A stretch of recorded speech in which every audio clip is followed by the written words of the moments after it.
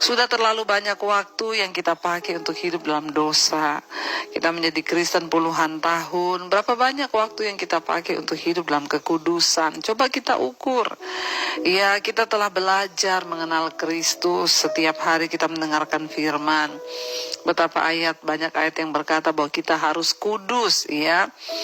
Dikatakan di sini Tuhan memanggil kita untuk melakukan apa yang kudus.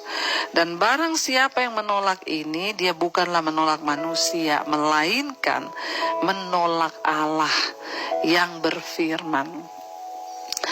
Jangan sampai saudara dalam hidup ini kita mengaku Kristen, kita mengaku percaya Yesus, tapi padahal hidup kita, kelakuan kita menolak Tuhan. Ya, orang yang menolak Tuhan itu bukan orang yang hanya pindah agama. Waktu kita tidak mau hidup dalam kekudusan, waktu kita nggak mau bayar harga, membuang segala kepahitan dari hati, membuang segala kebencian, membuang segala kenajisan, membuang segala iri hati, membuang segala dosa yang mengikat, ya kita harus melakukan itu. Karena kalau kita tidak mau melakukan itu berarti kita menolak Tuhan. Ya, saya berdoa saudara, jangan keraskan hati. Kita tahu Tuhan gak mau kita kepahitan, karena itu lepaskan pengampunan. Kita tahu Tuhan memanggil kita untuk melakukan yang kudus, bukan yang cemar. Saudara yang berselingkuh, tinggalkan. Ya, jangan mau saudara hidup ini diperbodoh oleh iblis. Ya, sudah cukup. Lalu-lalu kita sudah hidup menurut daging, sekarang kita harus hidup menurut roh. Karena siapa yang menolak ini bukanlah menolak manusia, melainkan menolak Allah yang telah memberikan juga rohnya yang kudus kepada kamu. Waktu kita percaya kepada Kristus, kita ini diberi Roh Kudus dalam hati dan hidup kita.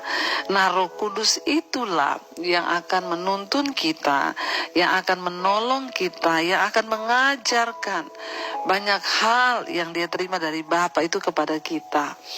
Jadi orang-orang yang mengaku percaya Yesus itu harusnya hidupnya semakin baik, semakin benar, semakin kudus, bukan semakin hancur, saudara, ya. Ingat, jangan menolak perintah ini untuk hidup dalam kekudusan, karena itu berarti engkau menolak Tuhan.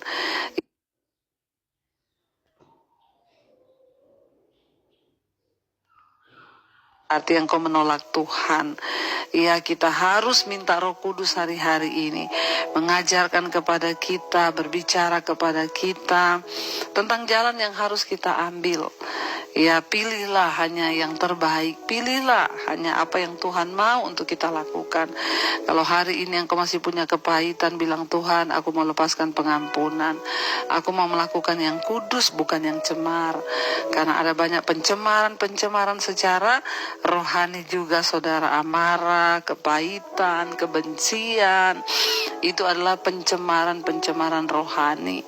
Jangan biarkan kita melakukan apa yang cemar, tapi biar kita melakukan apa yang kudus di mata Tuhan. Saya berdoa di tempat saudara bekerja, saudara hidup dalam kekudusan menjadi contoh.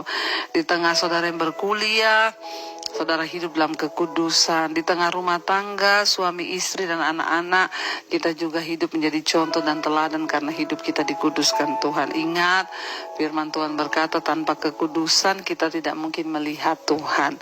Ya, jangan menolak Tuhan, saudara, ya. Karena barang siapa menolak ini, dia menolak Tuhan yang berfirman, yang sudah memberikan kepada kita Roh Kudus. Ada Roh Kudus dalam hati kita. Kalau saudara mau melakukan A atau B, bertanya kepada Roh Kudus. Roh Kudus, kira-kira ya yang terbaik itu apa? Mulailah alami perjalanan bersama Tuhan, mulailah alami pengalaman bersama dengan Tuhan. Karena Roh Kudus itu hidup dan Dia berkuasa.